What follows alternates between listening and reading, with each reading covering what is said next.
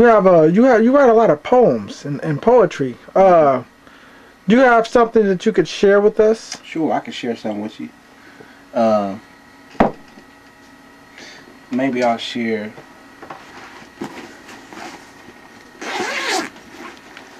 I'll share with you "Bleeding My Mind." Oh my God! This is The black book comes out. yeah, it came out. Tell them what's gonna come out of this book too. Was read out of it. You said "Bleeding My Mind." This is "Bleed My Mind." This is a vision I had where I'm on the run from I'm an assailant from people trying to ice me because I didn't wrote the wrong thing or said the wrong thing maybe. And I think I'm somewhere in Italy, running for my life. I had to leave everybody, family, friends. Matter of fact, I think they think I'm dead. Bleeding my mind. My mind scattered and shattered just like a broken mirror. The inner fear is getting near. But this time I can taste it.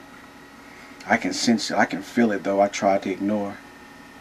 Anxiety crawls me like sweat pores sweeping from pores.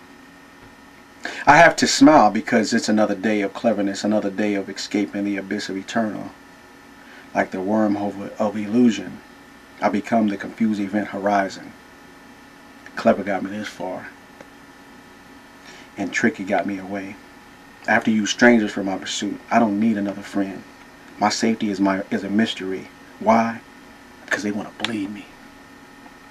He told me, just give me what we came for. You'll never have to run again. They needed my mind before my brain became cold.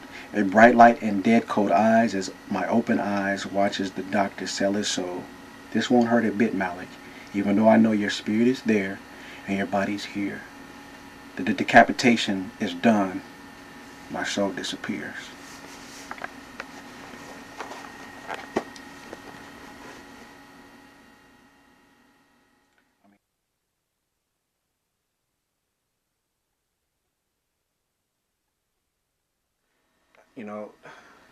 When I think about that poem a lot with the other ones, the word, and I'm not saying this to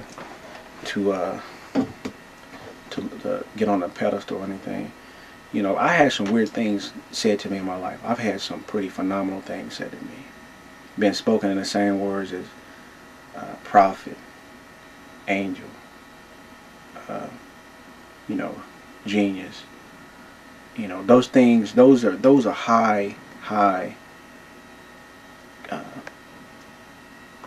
images.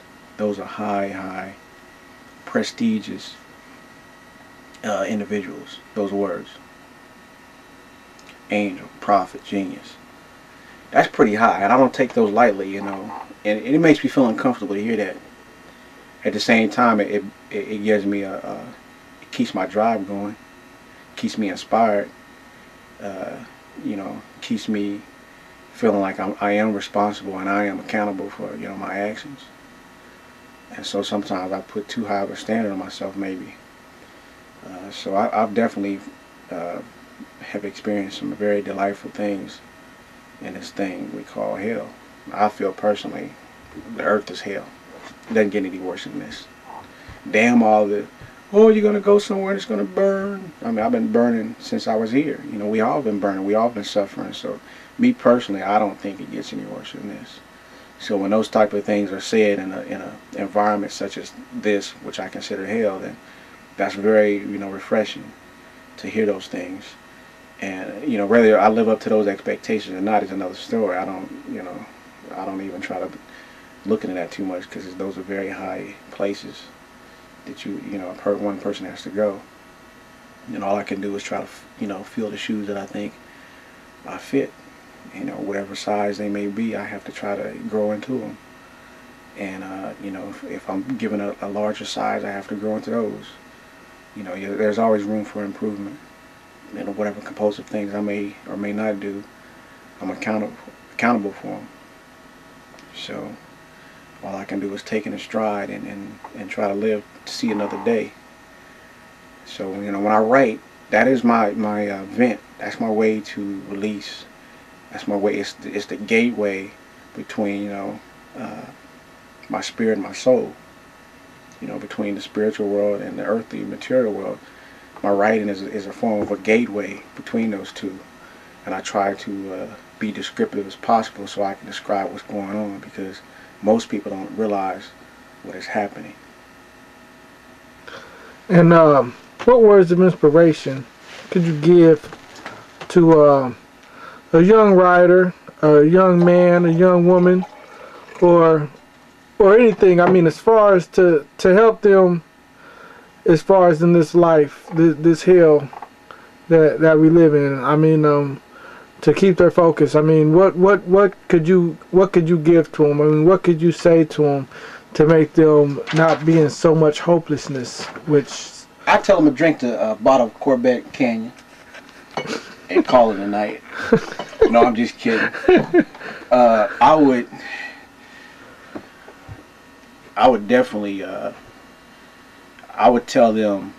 I wouldn't tell them anything, but I would advise them to, like a friend of mine told me, named Zine, to question everything that you've been taught. You have to question everything and go with what your gut feeling, your inspiration.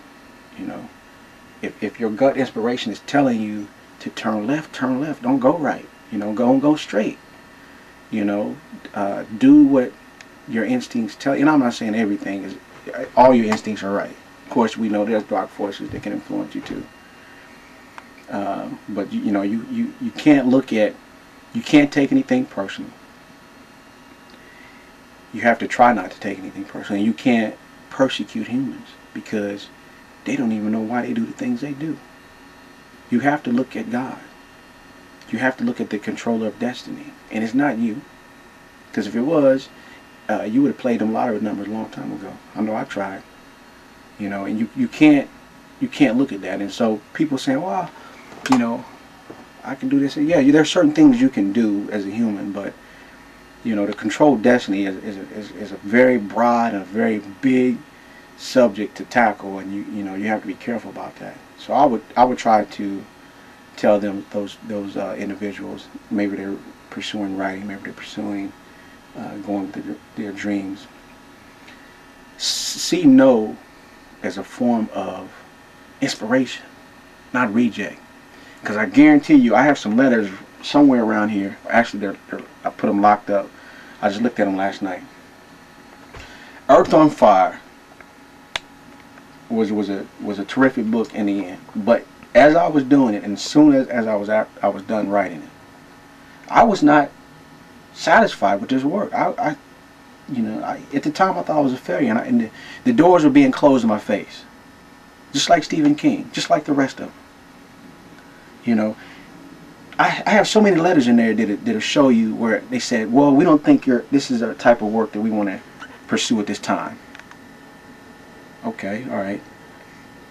The more I heard that, the more I started to believe it. And the more I just like, well, Earth or Fire, it's not that great after all. Keep hearing something over and over again, you start to believe it. That's why people believe Tupac is there, because they keep hearing it. Don't believe it. See it as an inspiration. Someone tells you can't do something, immediately have a smile on your face. I can dig it. And that is us talking to Drah Cenedive, getting a piece of his mind, some insight. Is there anything else you wanna add? I mean, as far as things that anything you just might want to say. I mean, anything that you might be feeling right now. I feel good now. And, my first book went to the big screen. That's a hell of a accomplishment. That's a hell of a blessing to have your very first book. M. Night Shyamalan was told, come back and see us when you become a writer. He was already a writer, but they told him he basically wasn't good enough. And that happened on, I'm sure many of them, I knew of a few of them, but many of his screenplays that he submitted.